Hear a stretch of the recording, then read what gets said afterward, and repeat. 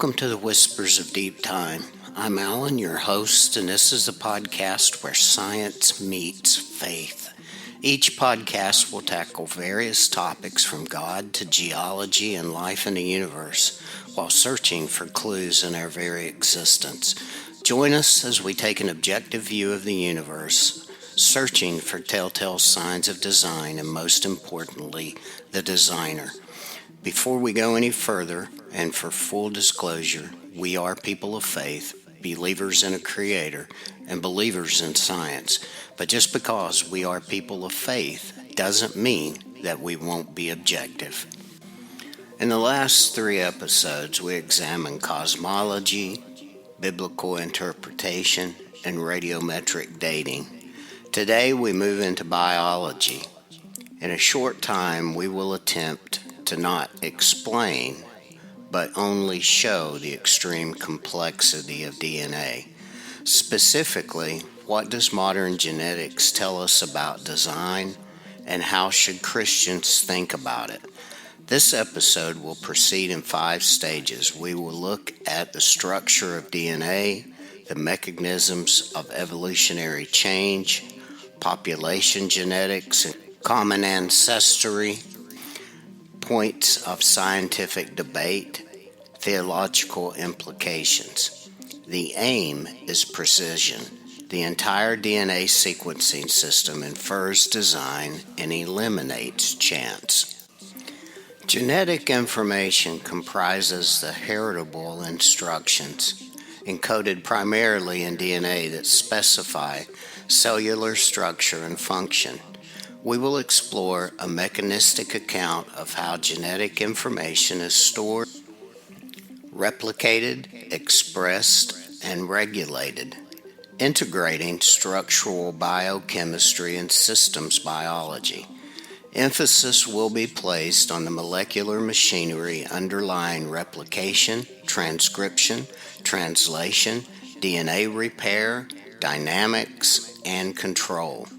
Temporary technologies and analytical frameworks will be briefly reviewed to anchor key claims within the canon of modern genetics.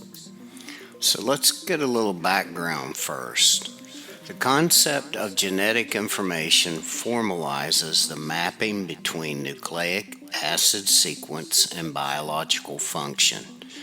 In modern terms, information is instantiated in the linear sequence of nucleotides and interpreted by cellular machinery through regulated biochemical processes. The elucidation of DNA structure by James Watson and Francis Crick in 1953 provided the physical basis for a templated mechanism of inheritance, later unified under the central dogma DNA and RNA proteins. Subsequent work has revealed extensive regulatory layers, feedback, and non-coding functions that extend beyond a simple one-directional flow. In the gene expression system, the original digital information in DNA is converted into an RNA format, which then directs the construction of proteins. The system is truly a marvel of sophistication and merits closer looks. What follows is a short tour of the molecular labyrinth, the cell's sophisticated information processing system. This will help clarify what origin of life researchers have to explain. For those without a background in biology, don't worry if some of the details get past you. The details of the process are fascinating, but the big picture that emerges from this overview is the key. The cell's information processing system is strikingly similar to CAD/CAM technology, though it differs from that technology in at least one important respect. The cell's information processing system not only produces machines, it also produces itself. Molecular biologists describe the process of protein synthesis or gene expression as a two-stage process of information transfer involving many smaller discrete steps and many molecular machines. This process proceeds as long chains of nucleotide triplets, which are the genetic message. They're first copied during a process known as transcription and then transported by the molecular messenger mRNA to a complex organ called the ribosome. At the ribosome site, the genetic message is then translated with the aid of a suite of adapter molecules called transfer RNAs to produce growing amino acid chains that fold into the functional proteins that the cell needs to survive. So now let's look at each of the two stages of gene expression in turn. The first stage in the process of protein synthesis is called transcription. During transcription, a copy or transcript of the DNA text is made by a large protein complex known as RNA polymerase that moves down the DNA chain and reads the original DNA text. As RNA polymerase proceeds, it makes an identical copy of the DNA transcript in an RNA format. Like DNA, RNA contains 4 chemical bases that are called nucleotide bases. These bases are the same as those in DNA with one exception. RNA uses a base called uracil instead of thymine. The resulting single-stranded RNA copy or transcript then moves from the chromosomes to the ribosome in the outer cytoplasm to begin translation, the next step in the process of genetic information. Transcription can thus be described in a few simple sentences, yet any such description conceals an impressive complexity. In the first place, RNA polymerase is an extraordinarily complex protein machine of great specificity. The RNA polymerases present in the simplest bacteria comprise several separate protein subunits with thousands of specifically sequenced amino acids. RNA polymerase performs discrete functions in the process of transcription. First, it recognizes and binds to specific regions of the DNA that mark the beginning of genes. Second, it unwinds the DNA text, exposing the strand that will serve as a template for making the RNA copy. Third, it sequesters and positions RNA bases A, U, G, and C with their complementary partners on the DNA template, T, A, C, G, respectively. Fourth, it polymerizes or links together the separate RNA nucleotides, thus forming a long message-bearing ribbon of mRNA. As molecular biologist Stephen Wolfe explains, the structure of the RNA polymerases reflects the complexity of their activities in RNA transcription. The enzymes have sites that recognize promoters, react with initiation, elongation, and termination factors recognize DNA bases for correct pairing, bind and hydrolyze RNA nucleotides, form phosphodiester linkages, terminate transcription, and perhaps unwind and rewind the DNA. Yet, for all its complexity and specificity, RNA polymerase alone does not ensure accurate transcription.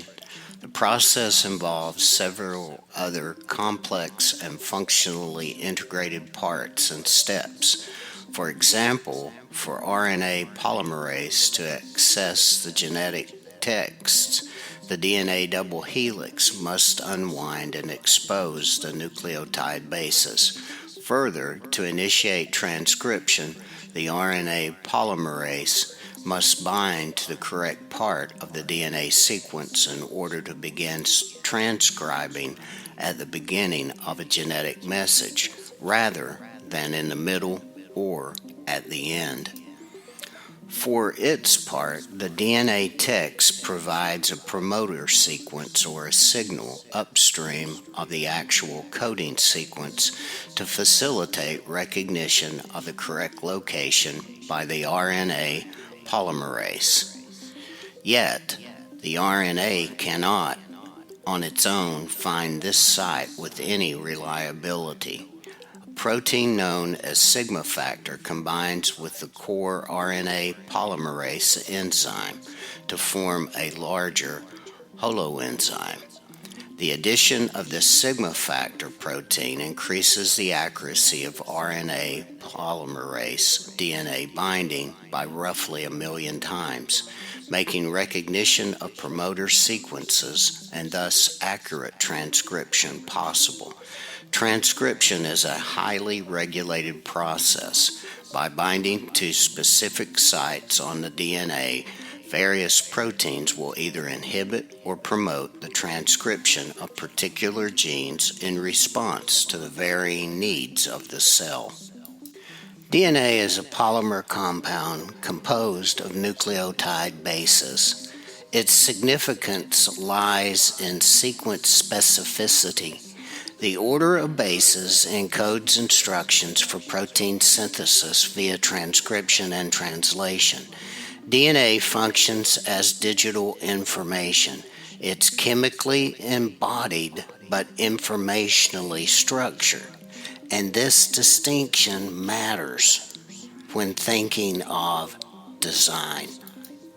So what does this mean when we think about mechanisms of evolution, or really mutation?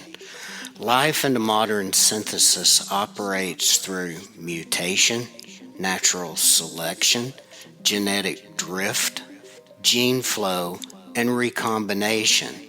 But importantly, science dictates that mutations are random with respect to fitness, not necessarily random in occurrence, and that mutation rates are measurable and constrained by biochemistry. Faith says that life is guided by design. Science says that selection is non-random, and faith agrees. It preserves variants that increase reproductive success in a given environment, but chance cannot provide the information necessary for this success. Evolution is therefore not purely chance. It is statistically improbable. We're talking 10 to the 45,000th power. That's 1 in 45,000 zeros on the probability scale that evolution or mutation is purely chance. So what about the evidence for common ancestry? There are several independent lines of evidence that does converge. Genetic homology. Humans share about 98 to 99% sequence similarity with chimpanzees. However, while there is shared DNA, we are very different because of the needs of the cell. We are human, complex, and specific, inferring specific design. More broadly, conserved genes do appear across vertebrates, insects, and even bacteria. Shared pseudogenes and endogenous retroviral insertions occur at homogeneous loci in certain species, a strong indicator of shared DNA showing specificity, further inferring design between the species. Models show small mutations accumulate readily. Large coordinated changes are statistically rarer. Debate exists regarding the rate at which novel complex structures can arise. Some argue that cumulative selection across deep time makes complexity plausible. Others argue that certain molecular machines appear irreducibly complex. However, many systems once claimed irreducible have later shown plausible stepwise pathways, but these systems rely on chance encounters that are statistically improbable. I have blue eyes, or should I say that my eyes are blue because of complementary base pairing between AT and CG, the nucleotide bases. Somewhere along the line, a distant ancestor passed on a mutation, and I inherited that from both parents. Heredity is complex, and the scientific discussion is continuing. Now let's look briefly at the Cambrian explosion of life. Approximately 541 million years ago, during the Cambrian period, there was rapid diversification of animal bodies. This event is often cited as a challenge to gradualism or chance. This was an explosion of life over a relatively short time. However, rapid in geological terms spans tens of millions of years. Rapid expansion is consistent with the Genesis accounts of the expansion of life. While time frames differ, the expansion remains evident. Genomic studies suggest regulatory gene networks were already present prior to the radiation. Origin of life researchers must explain where the origination of information came from. The debate concerns origin and tempo, not whether life began and where. But this goes deeper. There's theological questions that come to mind as we ponder the design of the universe and of life itself. If humans share DNA with other primates, what distinguishes them? Christian theology locates uniqueness not in biology alone, but in being bearers of the Imago Dei. The image of God is not reducible to genome size. If evolution is true, is it unguided? Chance alone cannot explain life, its uniqueness, and its continuation. From a scientific standpoint, evolutionary theory does not invoke divine agency. It describes natural mechanisms. From a theological standpoint, divine sovereignty need not compete with secondary causes. Classical Christian theology affirms occurrence, the designer or God working through natural processes. The question is not whether mechanism operates, the question is whether mechanisms exhaust explanation. One central debate concerns biological information. DNA contains functionally specified sequences. The origin of novel genetic information is debated, but the mechanisms that generate novelty include gene duplication and divergence, shuffling, horizontal gene transfer, regulatory network modification. Whether these mechanisms fully account for macroevolutionary innovation remains an area of active research. However, evolutionary genetics has demonstrated real pathways for incremental increases in complexity.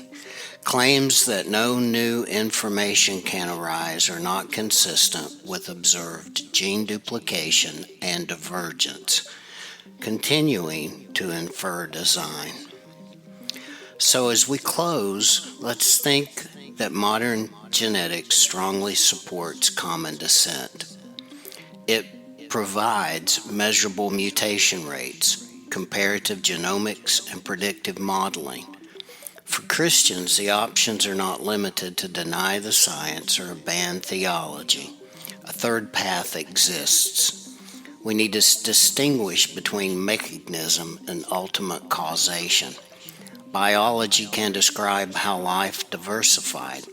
Theology addresses why existence is intelligible.